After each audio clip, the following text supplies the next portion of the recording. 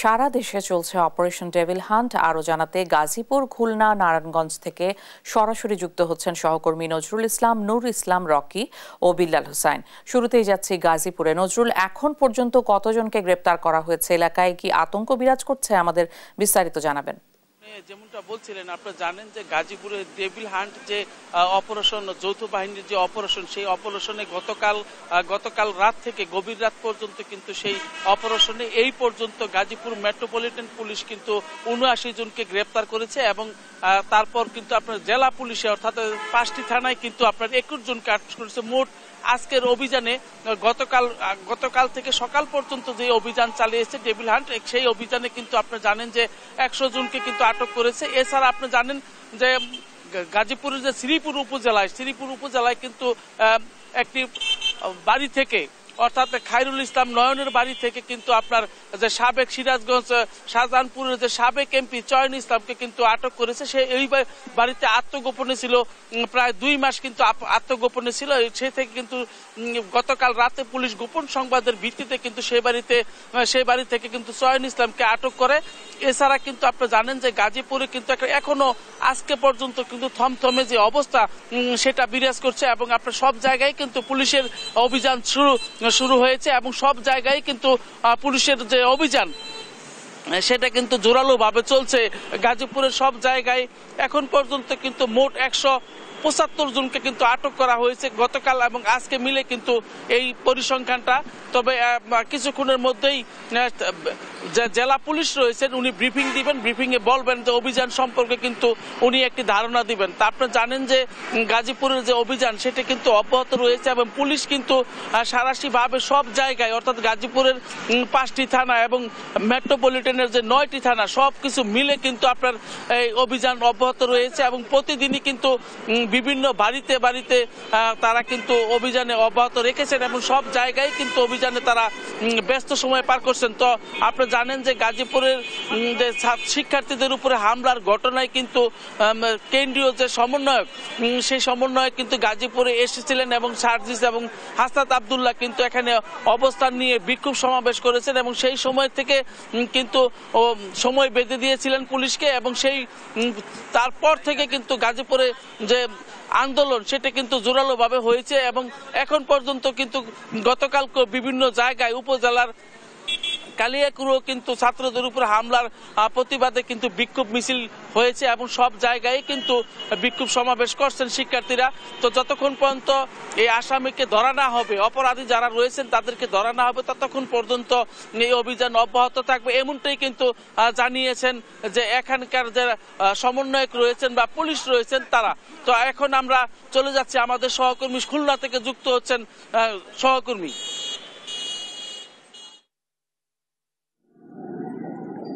খুলনায় কিন্তু সন্ত্রাস দমন এবং বিভিন্ন মামলার আসামিদেরকে আটক করার জন্য বা গ্রেফতার করার জন্য কিন্তু অভিযান নিয়মিতভাবে চলছে। পুলিশ, বিজিবি, নৌবাহিনী, সেনাবাহিনী সহ বিভিন্ন সংস্থা কিন্তু অভিযান করছে।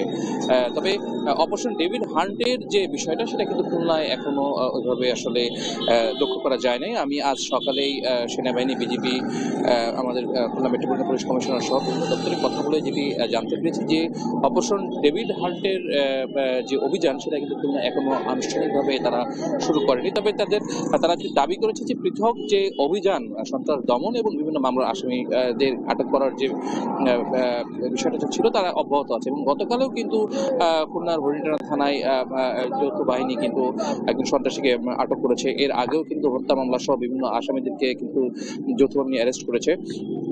আরেকটি বিষয় বলে রাখি যে আজকে সকাল থেকে কিন্তু খুলনা নগরীর বিভিন্ন গুরুত্বপূর্ণ পয়েন্টগুলোতে কিন্তু লক্ষ্য করা যাচ্ছে যে পুলিশ টহল জোরদার সহ আসলে চেকপোস্ট বসানো হয়েছে এবং আজকের ভিতর কিন্তু নৌবাহিনী খুলনা মেট্রোর ভিতর একটি যৌথ বাহিনীর মাধ্যমে একটি ক্যাম্প পরিচালিত করার সম্ভাবনা আছে। পাশাপাশি চেকপোস্ট বসাবে এমনটি তথ্য আমাদেরকে জানিয়েছে, তবে কোথায় বসাবে এখনো সেটা আমাদেরকে নিশ্চিত করে বলে নেই।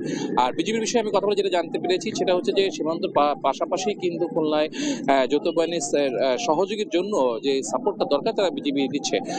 সর্বশেষ আমি একটু জানিয়ে রাখি যে অপারেশন ডেভিড হান্টের বিষয়ে একটি সূত্র যেটা নিশ্চিত করেছে যে সেভাবে আসলে এখন নির্দেশনা না আসলেও সন্ত্রাস দমন এবং মামলার আসামিদেরকে আটক করার জন্য পৃথকভাবে বা অনেক ক্ষেত্রে যৌথভাবে কিন্তু আসলে অভিযান খুলনাতে অব্যাহত রয়েছে। তো খুলনা থেকে এটা ছিল আমার কাছে সর্বশেষ সংবাদ। আমরা চলে যাচ্ছি আমাদের নারায়ণগঞ্জের সহকর্মী আছে তার কাছে সেখানকার বিস্তারিত তথ্য জানতে।